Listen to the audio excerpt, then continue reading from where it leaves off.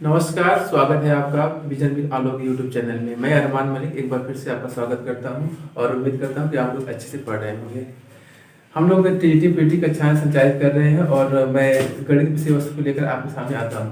इससे पहले आपको 4-5 क्लासेस मिल चुकी होंगी और मैं उम्मीद करता हूँ कि आपने उन क्लासेस को देखा होगा और इन्जॉय किया होगा।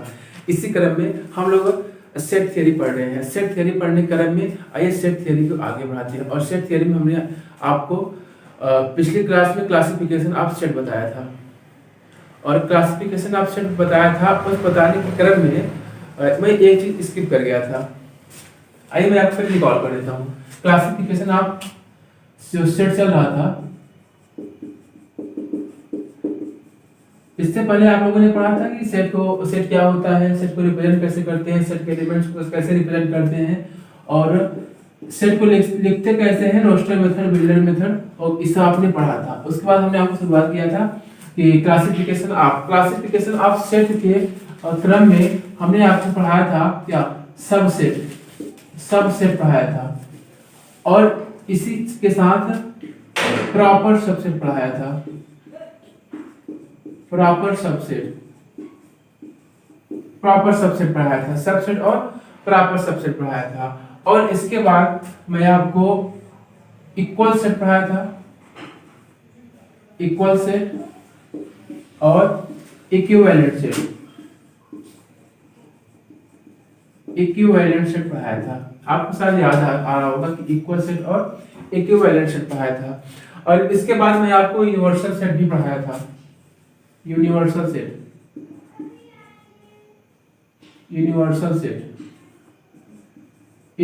सेट पढ़ाया था। तो ये आपका हो गया subset, proper subset, equal set और इक्विवेलेंट सेट और यूनिवर्सल सेट। इन सेटों के बारे में हमने आपसे चर्चा किया था और बस यही परीक्षा में आपसे बोला था, मैंने लिखा भी था लेकिन बताना भूल गया था क्या, वह पावर सेट के बारे में मैंने आपसे नहीं बताया था। पावर सेट इस हिंदी में इसको बोलते हैं घात समुच्चय। तो आइए पहले हम लोग पावर सेट को पढ़ लेते हैं और पावर सेट पढ़ने के बाद हम लोग सीधे मूव कर जाएंगे वेन डायग्राम पे और वेन डायग्राम को पढ़ेंगे। उसके बाद सेट के ऑपरेशन पढ़ेंगे और जब ऑपरेशन पढ़ेंगे तो वहां पे वेन डायग्राम फिर से आएगा, तो क्योंकि उसका हमको यूज करना है। आइए पावर सेट के बारे में पहले चर्चा कर लेते हैं कि पावर सेट क्या होता है। देखिए पावर सेट को बोलते हैं घात समुच्चय और इसको रिप्रेजेंट पी ए से करते हैं। कैसे, पी ए से। अब देखो ये क्या है, ए कोई सेट है, यहाँ पर बी भी हो सकता है, सी डी कुछ भी हो सकता है, लेकिन सेट का नाम है ये। और यहाँ पी लिखते हैं क्योंकि पावर इसका नाम है, पी ए लिखते हैं। अब देखो पी ए क्या होता है, कैसे निकालते हैं इस चीज को। तो देखिए पावर सेट के बारे में आपसे बताता हूँ। मान लीजिए मैं एक एग्जाम्पल लेता हूँ। एग्जाम्पल हमने एक सेट लिया एक सेट ए लिया और इस सेट को हमने लिखा 1,2। बहुत छोटा सा लेते हैं सेट। एक हमारे पास सेट है 1,2। आपसे पूछा जाए कि इस सेट का पावर सेट बताइए, यानी घात समुच्चय बताइए, आप इसका पावर सेट कैसे निकालेंगे। तो देखिए पावर सेट निकालने से पहले देखो पावर सेट होता क्या है। पावर सेट सब सेट होते हैं। अगर मैं इसका पावर सेट निकालूंगा तो ये सब सेट कहलाएंगे। कैसे होता है, देखिए पावर सेट यानी पी ए हमको निकालना है। बट याद रहे पावर सेट निकालने के लिए हम पहले चेक कर लेते हैं इस सेट के कितने पावर सेट होंगे। तो इसको चेक करने के लिए क्या करते हैं, लिखते हैं 2 दी पावर n। ये आपका क्या हो जाएगा, पावर सेट अगर हमको निकालना हो तो हम लिखेंगे 2 दी पावर n। n क्या है, number of element in a set. एक सेट के अंदर का एलिमेंट्स है, तो इसमें कितने एलिमेंट्स है, 2 एलिमेंट्स है। अगर ये 2 एलिमेंट्स है तो यहाँ हम रखेंगे क्या, 2 दी पावर 2। तो क्या हो जाएगा, 4 हो जाएगा। इसका मतलब इसका अगर हम पावर सेट निकालेंगे तो 4 पावर सेट बनेंगे और वो चारों क्या होंगे, इसके सबसेट होंगे। कैसे, देखिए पहला तो 5 होता है। मैंने आपको बताया था जो 5 होता है ये हर प्रत्येक सेट का सबसेट होता है। कोई भी आप सेट लिख दो, कोई भी सेट आप लिख दो, singleton set, null set, empty set, non empty set, आपको जो लिखना हो वो लिख दो, फाइनाइट, इनफाइनाइट, चाहे जो सेट आप लिख दो। ये जो 5 होता है ना, इम्पटी सेट, ये सबका सबसेट होता है और ये यही क्या कहलाता है, पावर सेट में आता है। आगे देखिए ये हो गया। अब इसके बाद एक आपका ये हो गया, अब दूसरा पावर सेट क्या होता है, हम एक को निकालते हैं, यहाँ पे लिखेंगे एक। तीसरा पावर सेट क्या होगा, दो। और चौथा पावर सेट क्या होगा, एक दो, दोनों को लिख देते हैं। अब यहां से आप इस बात को समझिए। आप बताइए, हमने तो यहाँ पे सेट ए लिखा है, आप बताइए क्या 5 इसका सबसेट है? आप कहेंगे यस सर है। मैं कहूंगा जो 1 यहाँ पे लिखा है सेट, क्या इसका सबसेट है? कहेंगे यस सर है। मैं पूछूंगा कि क्या 2 इसका सबसेट है? कहेंगे यस सर है। मैं पूछूंगा क्या 3 इसका सबसेट है? आप कहेंगे यस सर है। तो आप देख रहे हैं जो चारों आए हैं इसके क्या है, सबसेट है, और इसी को बोलते हैं क्या, पावर सेट। इन्हीं चारों को पावर सेट बोलते हैं। देखिए यहाँ पे आया लिखा 4, यहाँ पे 4 पावर सेट बने हैं, 1 2 3 4, इसी बोलते हैं घात समुच्चय। आप पूछेगा एक समुच्चय दिया जाएगा सेट, आपसे कहेगा इसके घात समुच्चय बताइए, तो ये इसका घात समुच्चय होगा। अब आइए मैं इसी को थोड़ा सा बढ़ाता हूँ, इसके एक बड़ा एग्जांपल लेता हूँ। जैसे मैं 3 अंकों का एक सेट लेते हैं, और सेट में लिखते हैं क्या, 3 एलिमेंट लिखते हैं, 3 एलिमेंट्स। सो इसको मैं मिटाता हूँ, आप लोग नोट कर लीजिए। देखिए पावर सेट में एक एग्जांपल और लेके आपको समझाते हैं, कैसे समझिए। मैंने यहाँ पे क्या लिखा, ए हमने एक सेट ले लिया, और मान लीजिए हमने यहाँ पे लिखा ए बी सी। हमारे पास 3 एलिमेंट्स हैं, इस सेट में 3 एलिमेंट्स हैं। आप अभी सिर्फ समझते चलिए, जब मैं क्वेश्चन करवाऊंगा अब तो आपको बहुत ही बेहतर अच्छे प्रश्न यहाँ पे लेकर आएंगे, बताएंगे। आपसे पूछा जाएगा इसका पावर सेट बताइए, इसका पावर सेट बताइए, पावर सेट क्या होगा। आप पहले क्या करेंगे, आप पावर सेट को पहले चेक करेंगे आखिर इसके पास कितने पावर सेट हैं।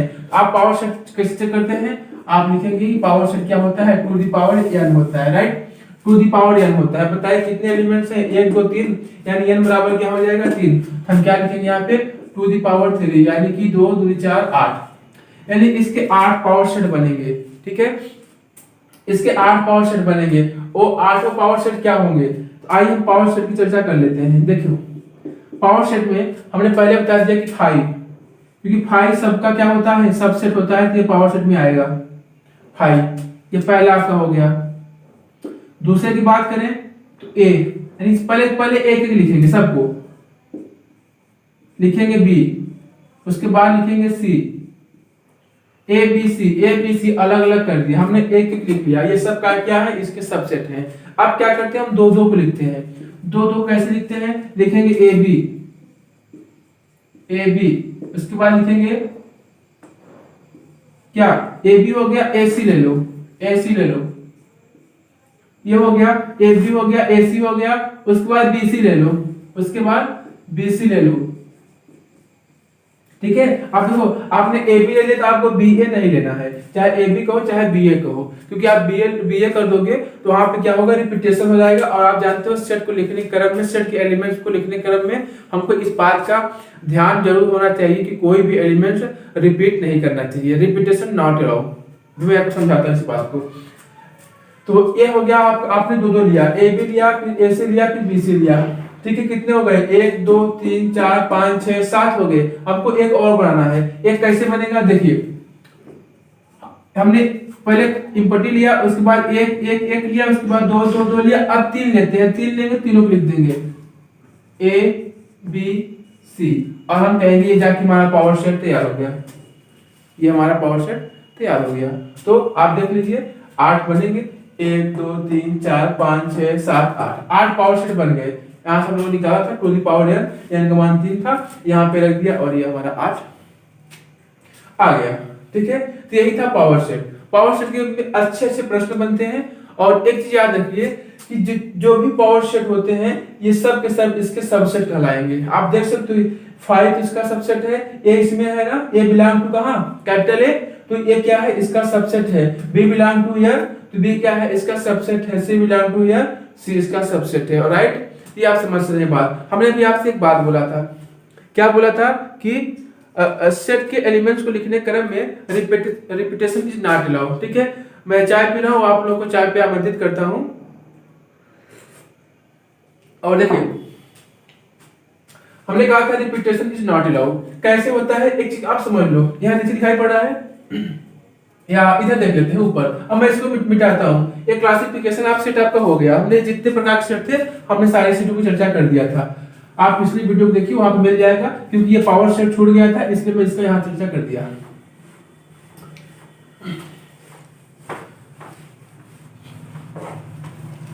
अब देखिए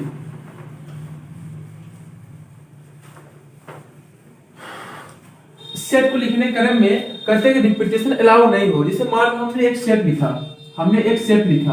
इस सेट में हमने लिखा A B C D B C या ई सी एफ, ऐसे हमने लिखा। हम कहेंगे ये एक सेट है, नहीं ये अभी सेट नहीं कहलाएगा। क्यों? सेट का नियम होता है कि number of elements are not repeated, मतलब ये क्या हुआ, रिपीटेड नहीं होने चाहिए। आप जरा देखो यहाँ पे देखो क्या है, A B C D B E, देखो यहाँ पे ई है और यहाँ पे सी है, देखो यहाँ पर सी है और यहाँ पर सी है, सी 2 बार आ गया है, ये 2 बार नहीं आना चाहिए, इसको हम काट देंगे, ये नहीं लिखा जाएगा। ठीक, इसको हम क्या लिखेंगे, इसको लिखेंगे ए बी सी, एक ही बार लिखेंगे, डी, और देखो बी 2 बार आया है, यहाँ भी बी, यहाँ भी, एक को काट देंगे, एक ही बार लिखेंगे, बी को लिख दिया, उसके बाद ई और एफ।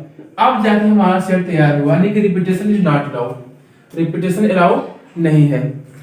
तो इस बात को आप याद रखेंगे। कभी आप देखते होंगे, तो मैं एग्जांपल लिखता हूं, मैं लिखता हूं कि मान हमने लिख दिया कि इलाहाबाद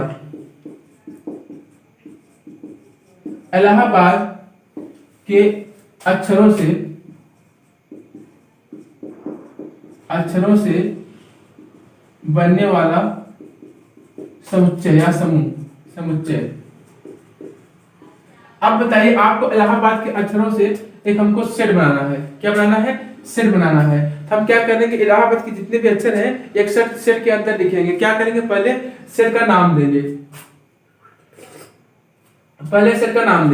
और सेट का नाम देने के लिए क्या लगाए, उसके बाद हम एक कर्ली ब्रैकेट लगाएंगे, क्योंकि हम एलिमेंट्स को कर्ली ब्रैकेट में स्टोर करते हैं, कलेक्ट करते हैं। और कर्ली ब्रैकेट लगाने के बाद क्या करेंगे, इसके हम एक अक्षरों को लिखेंगे, कॉमा लगाते हैं, जो नियम होता है। लेकिन नियम के साथ याद रहे, इसमें जो भी अक्षर बार बार रिपीट हो रहे हैं, जैसे यहाँ 2 बार एल आया है, ए देखो 3 बार आया है, तो हमको सबको एक एक बार कर देना है। तो कैसे करेंगे देखते हैं।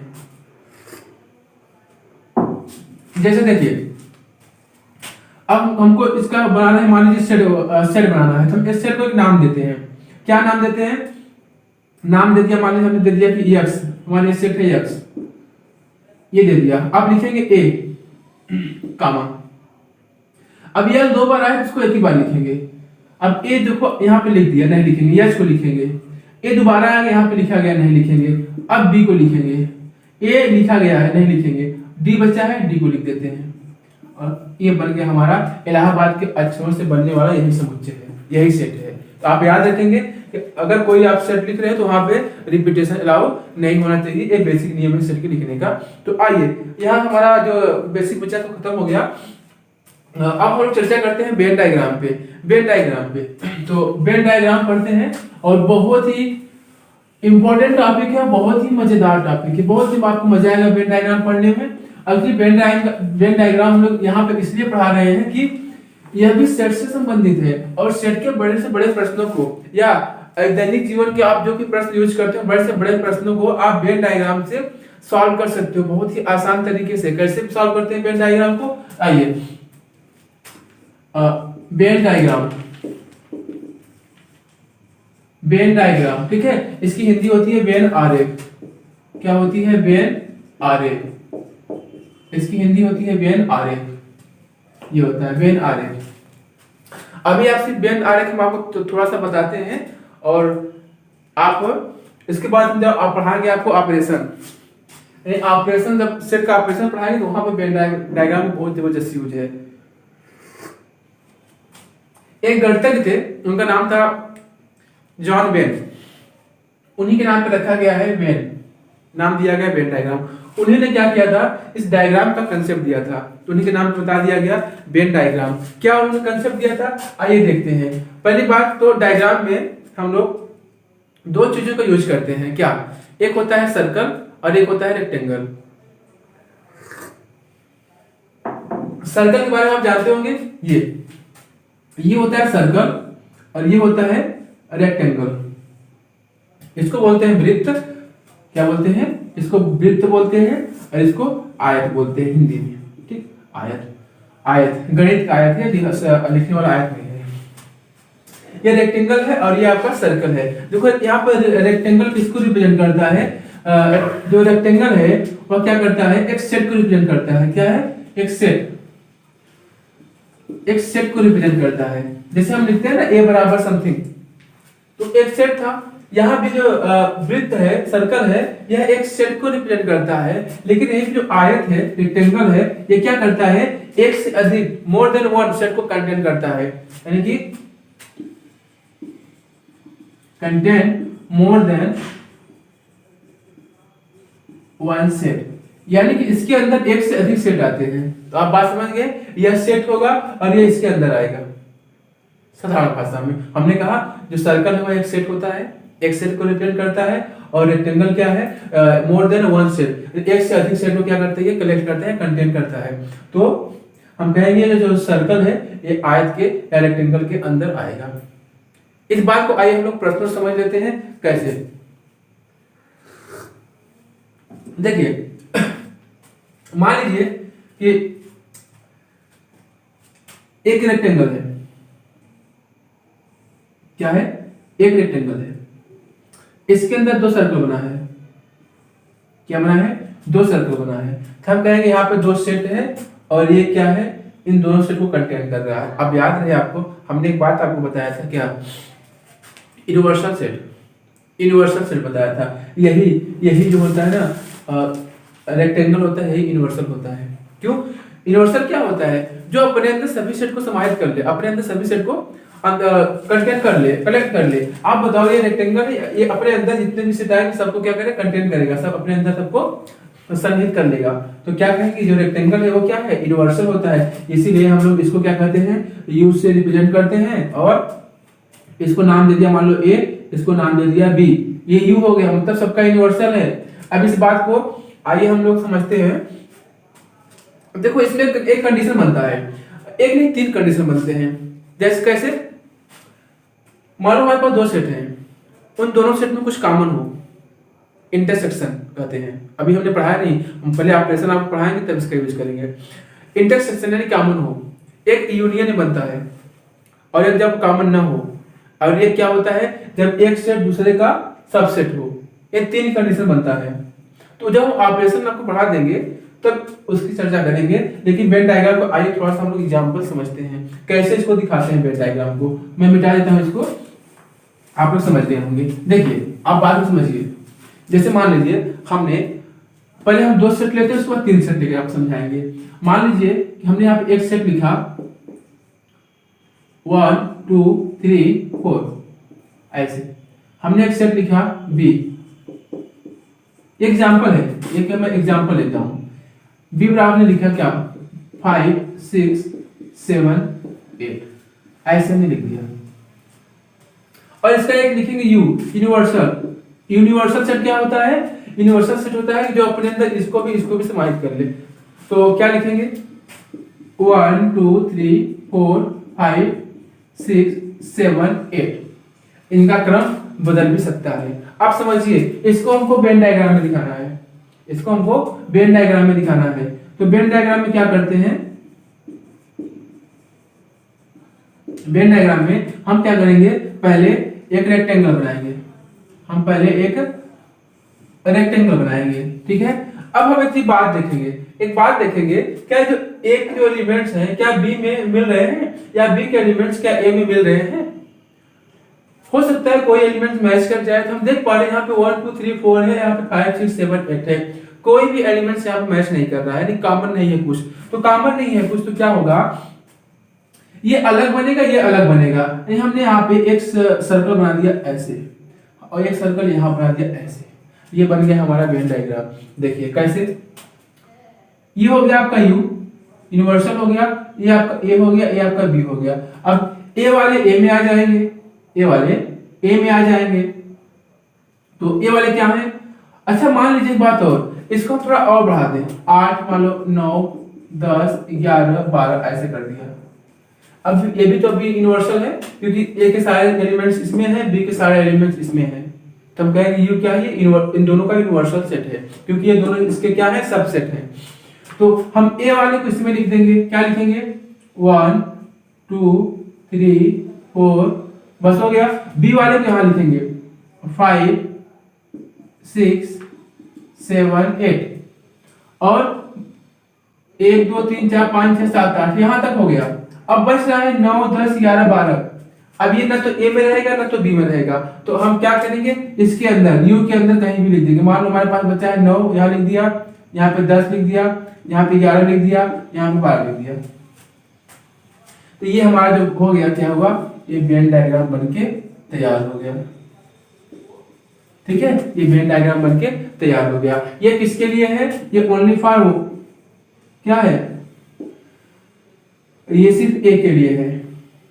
किसके लिए है, ए के लिए। ये किसके लिए है, बी के लिए है। लेकिन ये किसके लिए है, ये रेक्टेंगल ए एंड बी दोनों के लिए है, बोथ। ठीक है, बोथ ए एंड बी दोनों के लिए है। इस बात इतना आप समझ गए। अब देखिए हम थोड़ा सा इसको आगे लेके चलते हैं। अब मान लीजिए हम कुछ एलिमेंट्स को कॉमन कर देते हैं, कैसे होगा, देखिए इसको मिटाते हैं, आप इसके साथ ले लीजिए।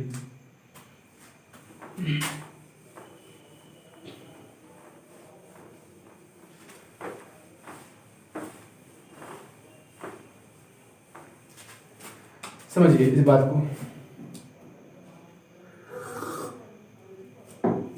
देखिए हम एक काम करते हैं, यहाँ पे एक एग्जांपल लेते हैं और लिखते हैं यूनिवर्सल से। मान लीजिए आप लिखा A B C D E F G H I J K L, इतना हमने लिख दिया मान लीजिए। अब हम ये यूनिवर्सल सेट हो गया। अब आगे हम जो भी सेट लिखेंगे सब इसके क्या होंगे, सब सेट होंगे।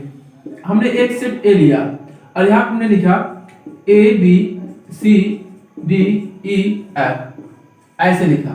एक सेट हमने लिया बी, एक सेट हमने लिया बी।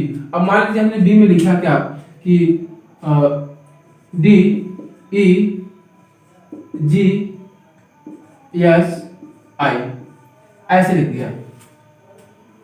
अब इसको हमको वेन डायग्राम में दिखाना है, वेन डायग्राम। तो वेन डायग्राम कैसे बनाएंगे, आइए देखते हैं। अब इसको हमको वेन डायग्राम बनाना है, वेन डायग्राम। अब वेन डायग्राम में आइए इसको देखते हैं कैसे बनेगा। तो पहली बात हम क्या करेंगे, हम एक रेक्टेंगल बनाएंगे, एक रेक्टेंगल बनाएंगे। पहला काम, एक रेक्टेंगल बनाएंगे। अब रेक्टेंगल के अंदर क्या करेंगे, सर्कल बनाएंगे। सर्कल क्या होता है, सेट को रिप्रेजेंट करता है। लेकिन कैसे बनाए सर्कल, अभी हम जो बनाए थे सर्कल दोनों क्या थे, सेपरेट थे, एकदम स्वतंत्र थे, फ्री थे, अलग थे। लेकिन यहाँ पे देखिए, अब यहाँ पे आप ए और बी थोड़ा सा आइए देखते हैं। हम देख पा रहे हैं कि डी और ई, डी और ई, डी और ई यहाँ पे मिल रहे हैं। डी ई यहाँ से, डी ई यहाँ से, दोनों में कॉमन है, दोनों में कॉमन है। यानी कि जो सर्कल बनेगा उसके कुछ एलिमेंट्स कॉमन होंगे, यानी दोनों के में रहेंगे। तो कैसे करते हैं, ऐसे बनाएंगे। कॉमन के लिए आप पढ़े भी होंगे, जानते भी होंगे। मान लीजिए हमने एक ऐसे बनाया और हमने एक ऐसे बनाया। ये ए का है, ये बी का है, दोनों कॉमन एरिया है।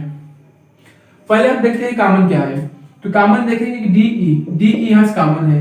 हमने यहाँ लिखा डी और यहाँ लिख दिया ई।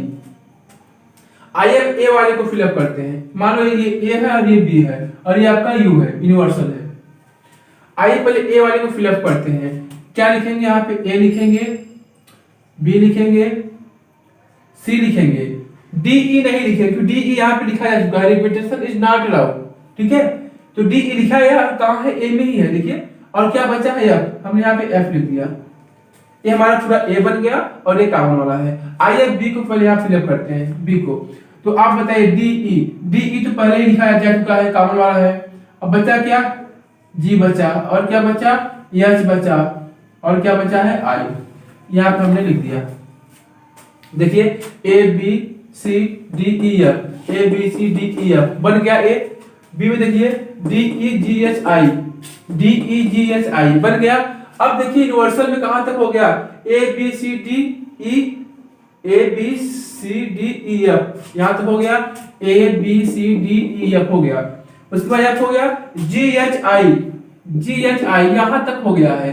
अब ये जे के यल बचे हैं, ए ना तो ए में है ना तो बी में है ना तो कॉमन है, कहाँ है ये यू में आएंगे। तो हम के और बचा है यहाँ मालूम, यहाँ पे के लिख दिया और यहाँ पे एल लिख दिया, कहीं भी लिख दो, यू के अंदर कहीं भी लिख दो, बस ए और बी के अंदर नहीं आना चाहिए, बाकी इसको कहीं भी लिख दो। तो ये हमारा बन गया क्या, वेन डायग्राम। इस वेन डायग्राम में ये क्या है, ये वाला एरिया ओनली फॉर ए के लिए है, और ये वाला एरिया किसके लिए है, ओनली फॉर बी के लिए है, ठीक है।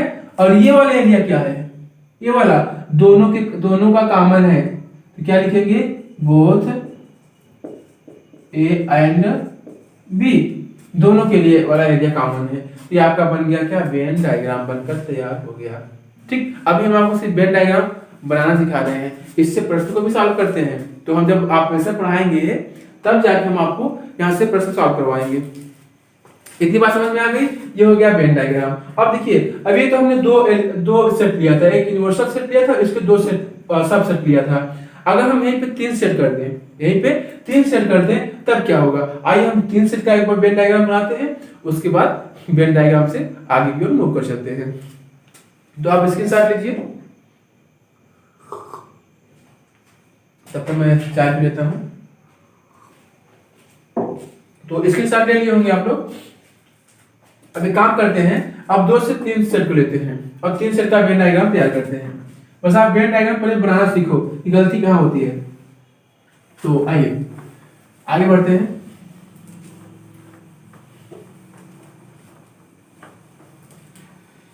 हमारा यूनिवर्सल सेट यही रहेगा, हम इसी की यूनिवर्सल सेट मान लेते हैं। चलिए अब एक काम करते हैं, काम ये करते हैं कि इसके 3 सबसेट लेते हैं।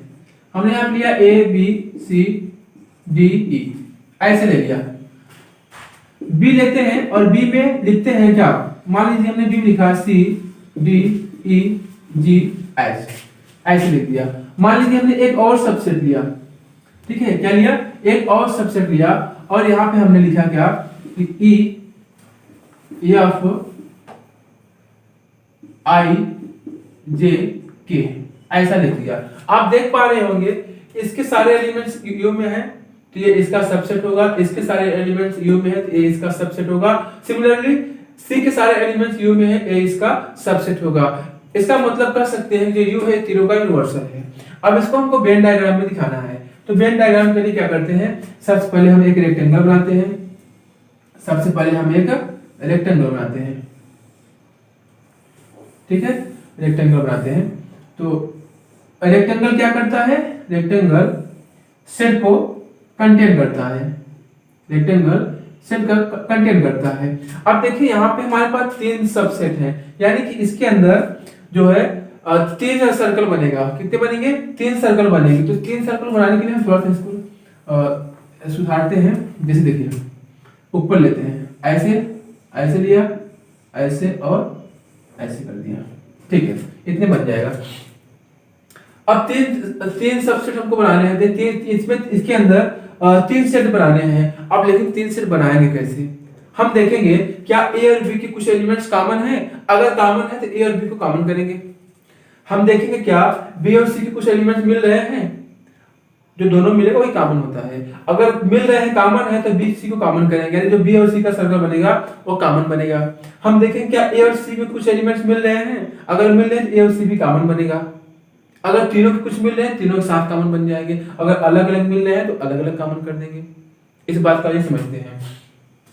जैसे मान लीजिए यहाँ पर है ए बी सी डी ई, यहाँ पे सी डी ई जी एस, हम देख पा रहे हैं डी और ई दोनों में कॉमन है। एक बात तो क्लियर हो गई क्या कि ए और बी कॉमन बनेंगे, ए और बी कॉमन। मान लीजिए हमने एक सेट लिया ए, ये हमारा सेट ए है, ठीक है, और एक सेट लेते हैं बी। आपको पता है कि कॉमन बनेगा, इसमें कोई इफ बट नहीं। आते हैं सी में, देखते हैं सी में कुछ कॉमन है, जहां ई है यहाँ पर ई है, दोनों में कॉमन है, यानी कि बी और सी। अगर ये इसको आप ए मान लो, इसको बी मान लो, अब जो सी बनेगा वो बी के साथ कॉमन बनाएगा। लेकिन हम देख पा रहे हैं ई भी इसमें कॉमन है, यानी कि ई तीनों में कॉमन है, यहाँ पर भी कॉमन है, यहाँ पर भी कॉमन है, यहाँ पर भी कॉमन है। मतलब ये तीनों सेट क्या होंगे, कॉमन करेंगे। हम तीनों को कॉमन बनाएंगे। तीनों कॉमन कैसे बनाएंगे, इस प्रकार से बनाएंगे, इस प्रकार से। मतलब ये जो एरिया है ये वाला, ये तीनों कॉमन एरिया है। ए इसमें ए भी है, इसमें बी भी है, इसमें सी भी है, मान लीजिए आपका सी है। अब आइए इसको फिलअप करते हैं और ये आपका क्या होगा, यूनिवर्सल हो जाएगा, ये वाला बड़ा वाला ये हो जाएगा आपका। अब कैसे भरते हैं, पहले बात हम कॉमन से शुरुआत करते हैं। हम देखें तीनों हमारा ई कॉमन है, तो हमने यहाँ पे ई को भर दिया, यहाँ पर हमने ई को भर दिया। अब आते हैं ए और बी में। देखो ए और बी में क्या कॉमन है, तो आप देख पा रहे होंगे कि डी और ई दोनों में कॉमन है ए और बी में। तो आप बताओ, ई तो तीनों कॉमन है, ई तो तीनों कॉमन हो गया। अब जो ये डी है ना, डी सिर्फ ए और बी का कॉमन है, तो ए और बी का कॉमन एरिया ये है। देखो यहाँ पर ए भी, यहाँ पर बी है, सी यही से खत्म हो गया है। ये कॉमन एरिया ए और बी का है। ए और बी में क्या कॉमन है, डी कॉमन है, यहाँ लिखते हैं क्या, डी। उसके बाद देखते हैं अब कॉमन कहाँ आते हैं, इसमें देखते हैं बीसी में। तो बीसी में ई तो कॉमन है, हमने यहाँ पे ई को लिख दिया क्योंकि ई तीनों कॉमन था। और कुछ कॉमन है क्या, एफ आई जे के सी डी ई जी एस, नहीं कुछ नहीं कॉमन है। अगर कुछ कॉमन होता तो हम क्या करते, बी और सी का कॉमन एरिया लेते और बी और सी का कॉमन एरिया ये होगा, इसमें बी भी इसमें सी भी है, तो नहीं कॉमन है। आइए देखते हैं ए और सी में कुछ कॉमन है क्या। ए और सी में A B C D E तो कॉमन है, यहाँ पे लिख दिया तीनों का है। एफ आई जे के नहीं कॉमन है। अगर कॉमन होता ना तो यहाँ पे लिख दिए। मान लो अगर मैं इसको थोड़ा सा बढ़ा दूं, मान लो यहाँ हमने एफ लिख दिया, यहाँ पे हमने एफ लिख दिया। अब देखो यहाँ पे हमने एफ लिख दिया, तो आप कहेंगे सर ए और सी में एफ कॉमन है, ए और सी में एफ कॉमन है, ए और सी का कॉमन एरिया ये है, यहाँ लिखेंगे क्या, एफ लिखेंगे। अब हमको ए और बी में भी कॉमन करना हो, तो ए और बी में कॉमन है, मान लो बी और सी में कॉमन करना हो, तो आप बताओ बी और सी में कुछ कॉमन है, तो आप कहेंगे नहीं सर ई तो कॉमन था, तो ई तीनों में कॉमन था, हमने यहाँ पे लिख लिया। मान लो यहाँ पे कुछ बढ़ा दे, यहाँ पे बढ़ा के मान लो को हम कर देते हैं क्या, जैसे कि आई लिख देते हैं, आई। आप कहेंगे सर अब बी और सी में आई कॉमन है, बी और सी में आई कॉमन है, तो बी और सी का कॉमन एरिया ये है, बी और सी का कॉमन एरिया ये है। इतना हमने भर लिया। तो देखो अब हमने कॉमन एरिया को पहले फिलअप कर लिया। पहले जो तीनों में कॉमन था उसको भरा, उसके बाद जो दोनों में कॉमन था उसको भरा। ए और बी में डी कॉमन था तो डी को भर दिया, ए और सी में एफ कॉमन था, एफ को भर दिया, बी और सी में आई कॉमन था, आई को भर दिया। अब जो बच्चे हैं उनको भर लो। तो अब बताओ क्या बचा है, ए में ए बचा है, ए लिखेंगे, बी बचा है, बी लिखेंगे, सी बचा है, सी लिखेंगे, डी तो यहाँ पे लिखा गया है, इसी में इसी के अंदर आएगा, डी हो गया। ई भी लिखा जा चुका है, कोई बात नहीं, एफ भी लिखा जा चुका है, तो सी को यहाँ कर लेते हैं, एफ भी हो गया। देखो A B C D E F, A B C D E F, इसके सारे हो गए। आते हैं बी में। अब बी में आते हैं तो हम लेंगे पहले सी लेंगे, तो बी में सी आएगा। ऐसा मत करना सर सी यहाँ नहीं लिखेंगे, ये ए वाला है और ये बी का लिख रहे हैं सी। अब डी तो यहाँ पे लिखा गया है, देखो बी के अंदर ही आ रहा है, डी हो गया। उसके बाद ई भी लिखा गया है, तीनों कॉमन था, कोई बात नहीं। अब आता है जी, यहाँ जी लिखेंगे, यह चाहता है यहाँ पे ऐसे लिख दो, आई है लेकिन आई को लिख दिया है कहाँ, कि दोनों में कॉमन था, बी का कॉमन एरिया हो गया, हमने बी को लिख दिया। अब आते हैं सी में आते हैं। तो सी में आएंगे तो आप बताइए सी में कहाँ शुरुआत हो रहा है, ई से। ई तो यहाँ पे लिखा गया है क्योंकि सी में भी आ रहा है और कॉमन भी है तीनों में। या पी यहाँ पे लिखा गया है क्योंकि बी ए और सी में कॉमन था। आई यहाँ पे लिखा गया है क्यों, क्योंकि देखो बी और सी में कॉमन था, आई भी लिख दिया। अब बचा क्या है, जे। सी में जे नहीं है, ध्यान लिख दो जे, के यहाँ लिख दो के, बस हो गया। ये हमने तीनों को लिख दिया। अब देखो क्या है कि यू की ओर चलते हैं, यू की ओर। अब यू की ओर बढ़ते हैं तो आप अब बताओ यू में बचा क्या क्या है। यू में जो बचा होगा, क्या बचा होगा, इसके अलावा जो बचा होगा सारा होगा। A B C D E F G H I J K, यानी कि A B C D E F G H I J K. L बचा है, यल कहीं नहीं लिखा गया था ना, तो यल क्या करते हैं, कहीं भी लिख दो, यू के अंदर कहीं भी आप लिख दो। ये हो गया आपका यल। अब आपकी जाके आप क्या हुआ, आपका वेन डायग्राम तैयार हो गया। आपका वेन डायग्राम जो है आपका तैयार हो गया। ये था आपका वेन डायग्राम। इस यल को कहीं भी आप लिख सकते हो। एक बार देख लो हमारा कॉमन सही लिखा गया है कि नहीं, सब में कॉमन है कि नहीं, तो मिला लीजिए एक बार, देखते हैं। तो ए और बी में क्या कॉमन है, ए और बी में अगर हम देखें, ए और बी में A B C D E F, C D E, तो सी भी कॉमन है आई थिंक। यहाँ पे सी देखो ए और बी में यहाँ पे सी है, यहाँ पे सी है, तो ए और बी में सी भी कॉमन है और डी भी कॉमन है। देखो ये जो सी है ना, ये जो सी है ना यहाँ डी के साथ आ जाएगा, यहाँ से हटा दो, दोनों कॉमन है। देखो हम यहाँ जगह तो है नहीं, बस समझ लो कि हम यहीं पे लिख रहे हैं, क्या यहीं पे सी लिख रहे हैं, ठीक है। मैं इसको थोड़ा सा बढ़ा देता हूँ, ऐसे यहीं पे क्या लिखेंगे, सी लिखेंगे, क्योंकि ए और सी में देखो दोनों कॉमन था, इसलिए यहाँ पे सी भी आ जाएगा। अब यहाँ सी हटा दिया हमने, ठीक है। इसी प्रकार से अगर कोई कॉमन होगा तो आप बढ़ा लीजिएगा, मेरे हिसाब से हो गया है। ये था आपका वेन डायग्राम। अब देखो ये रीजन क्या है, ये रीजन ओनली बी के लिए है, ये रीजन ओनली सी के लिए है, ये रीजन क्या है, ओनली ए के लिए है, ये आपका रीजन हो गया। अब जो ये रीजन है, ये वाला रीजन, ये किसके लिए है, बी और सी, बी और सी के लिए है। ये जो रीजन है ये ए और सी का है, ए एंड सी, और ये जो रीजन है ये वाला बी और ए का है, किसका है, बी एंड ए का है। और ये जो रीजन है यहाँ जहां ई लिखा है, ये किसका है, ए बी एंड सी, तीनों का एरिया है। अब जाके आपका वेन डायग्राम तैयार हो गया। यानी इस प्रकार से हम वेन डायग्राम को बनाते हैं। कुल मिला के आप समझ गए होंगे कि पहले हमारे पास जितने सबसेट होते हैं, अगर 3 है तो देखेंगे तीनों में कॉमन क्या है, तीनों कॉमन एरिया को भरेंगे। फिर देखेंगे दोनों में, दो में क्या क्या कॉमन है, दोनों के कॉमन एरिया को भरेंगे। फिर देखेंगे इसमें क्या कॉमन है, इसके कॉमन एरिया को भरेंगे। इस प्रकार से हम रैंडमली करते हैं। उसके बाद जो बचता है यूनिवर्सल को हम यू के अंदर लिख देते हैं। इस प्रकार से आपका वेन डायग्राम बनके तैयार होता है। अब याद रखिएगा, आपसे पूछो सर इसका एग्जाम में क्या यूज है, एग्जाम में भी इसका यूज होता है। कैसे होता है, देखो आपसे ऐसे क्वेश्चन दिया जाएगा, आपसे पूछेगा, आपसे क्या पूछेगा कि ए और सी, जो ए और सी का एरिया है उसमें कौन सा एलिमेंट्स आएगा। आप देख पा रहे ए और सी के एरिया में एफ आ रहा है। आपसे पूछ लिया जाए ओनली सी में क्या आएगा, ओनली सी में के और जे आ रहा है। आपसे पूछ लिया जाए बी और सी में क्या आएगा, इसमें आई आ रहा है। आपसे इसी प्रकार से पूछ सकता है कि बी वाले एरिया में क्या आएगा, बी वाले एरिया में एच और जी आएगा। आपसे पूछ सकता है कि ए बी, इस वाले एरिया में ए बी दोनों में क्या आएगा, तो डी और सी आएगा। आपसे पूछ ले कि जो ए बी सी जो तीनों का कॉमन बनेगा एरिया, उसमें क्या आएगा, तो उसमें ई आ रहा है। यानी इस प्रकार से आप चीजों को अलग कर पाएंगे, किस एरिया में कौन सा एलिमेंट्स आएगा, आप इसको क्लियर कर पाएंगे। तो मैं उम्मीद करता हूँ कि आप वेन डायग्राम को अच्छे से समझे होंगे। अब वेन डायग्राम यहाँ खत्म नहीं होता, अभी जब मैं आपको ऑपरेशन बताऊंगा तो ऑपरेशन में वेन डायग्राम यूज करेंगे, ठीक है। तो आइए बस करते हैं वेन डायग्राम के लिए। अब आगे हम लोग बढ़ते हैं और पढ़ते हैं ऑपरेशन ऑफ सेट। तो आज के लिए इतना ही, धन्यवाद, मिलते हैं अगली क्लास में।